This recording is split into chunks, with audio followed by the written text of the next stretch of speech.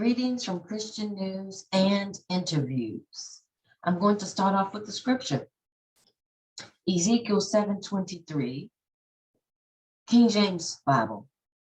It says, make a chain, for the land is full of bloody crimes, and the city is full of violence. I'm going to read it now from the New International Version.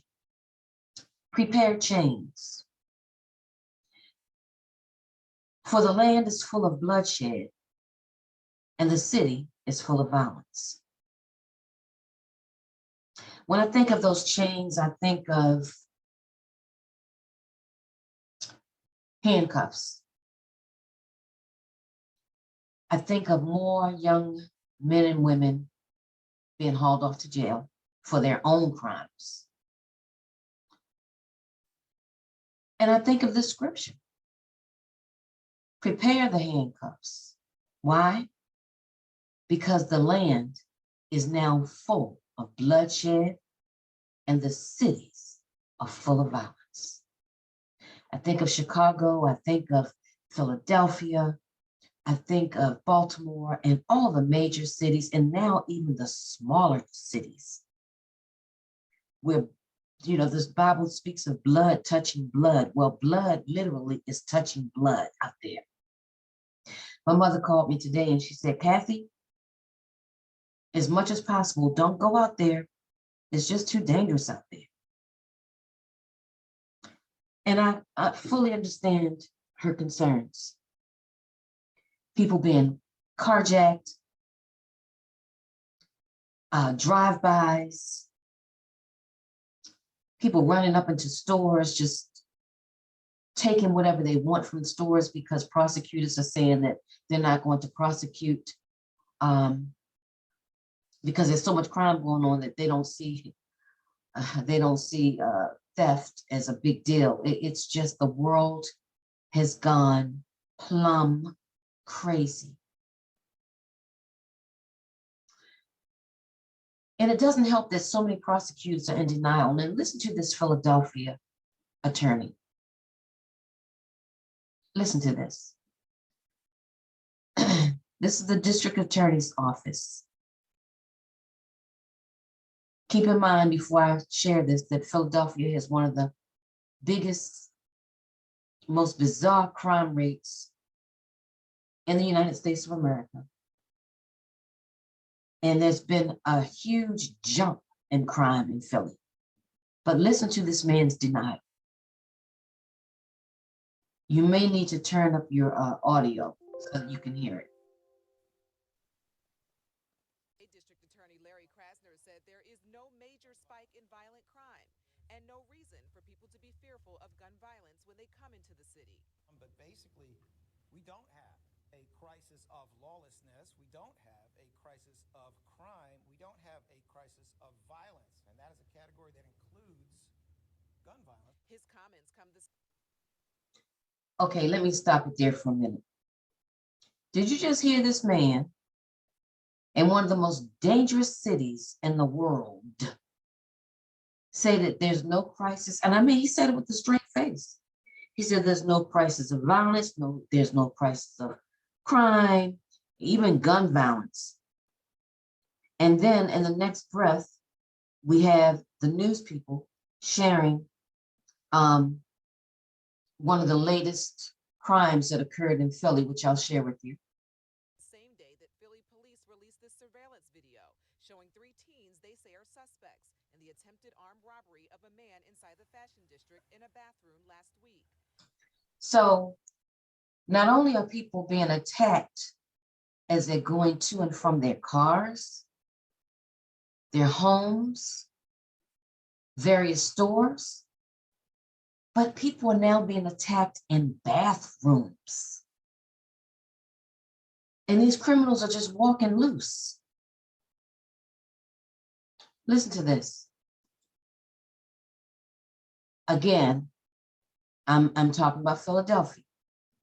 I'm targeting Philadelphia right now. I've done a lot of stories on Chicago. I'm going to give Chicago a break, and I'm on Philly right now. Listen to this. This This has been the deadliest year ever. In Philadelphia alone, more than 520 homicides, breaking a record that had stood for over 30 years. And for Desiree Goodson, too many. All right, let me pause. Now, you just heard the district attorney saying that there's no crime problem in Philadelphia, right? You just heard him, right? But did you just hear this news report saying that Philadelphia has one of the highest crime rates in the past, for over the past 30 years? Listen to this again. Philadelphia alone, more than 520 homicides. 520 homicides thus far this year. Breaking a record that had stood for over 30 years. Crime rate so high that it's breaking records, okay? But did you hear the attorney saying that there's no problem in Philadelphia? If you don't acknowledge a problem, how can you fix it? And for Desiree Goodson, too many agonizing moments to count. What will you miss most about him? Oh, Samir always smiles. Samir, he makes me happy, like he cheers me up. That's a mother grieving over her child who was shot for no reason. He just happened to be outside. Someone came to the neighborhood spraying bullets. She still speaks about her 14-year-old son, Samir Jefferson, as if he's still here. But as a high school freshman waited for a bus last week, he was killed. Police say 2 people got out of a car, chased him across the street, then fired about 35 shots. These are some of the bullet holes still on the side of this pharmacy. Samir was hit 18 times. The people that kill Samir ain't killers. They monsters. Like, they shot my son 18 times. Among the other cities already setting records for murders this year, Portland, Tucson, Toledo, St. Paul, Austin, and Albuquerque. The debate over why is raging. Some experts blame the pandemic in part. Bail reform keeping more criminals out of jail, more guns, and fewer officers. Indianapolis also hitting an all-time homicide high. We are definitely recruiting, and I want to put those officers on the streets. Philadelphia district. Okay, so people are trying to throw police officers at this issue, but it's going to take more than police officers to fix it. I'm going to listen to what this Philadelphia attorney has to say, and then I'll stop. District Attorney Larry Krasner argues that while homicides are up in his city, other crimes such as rape and robberies that don't involve a gun are down.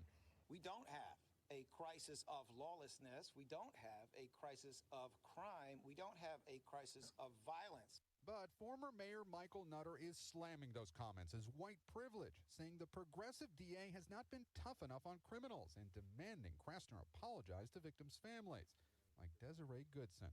My son's not coming back. I don't care about no justice. None of that brings Samir back. None of it. None of it. Police here have arrested 2 suspects in connection to her son's murder. Tonight, 2 more are still on the run, Lester. Okay. Okay.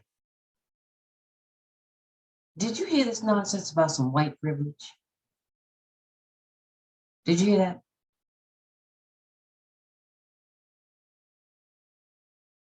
Can you explain what they're talking about? The victims are Black. The perpetrators are Black. What does white privilege have to do with that? In fact, the greatest amount of victims are Black, and the greatest number of perpetrators are Black. So what does white privilege have to do with that? Let me listen to this again. It's bizarre. Krasner apologized to victims' families, like Desiree Good. White privilege, saying the progressive Nutter is slamming those comments as white privilege, saying the progressive DA has not been tough enough on criminals and demanding Krasner apologize to victims' families. Okay, so Mr. Nutter wants, none of these people are making any sense. We have the DA saying that, Philadelphia doesn't have a true crime problem. Then we have this former mayor, I guess, Nutter, pointing his finger at the prosecutor, saying, at the district attorney, saying that white privilege is behind all this and that the man needs to apologize to these families. Well, I think that the criminals need to apologize. The criminals need to apologize. And the fathers who walked out of those homes and left those boys and young girls to fend for themselves, who left mothers to raise children alone, they need to be apologized. Stay tuned.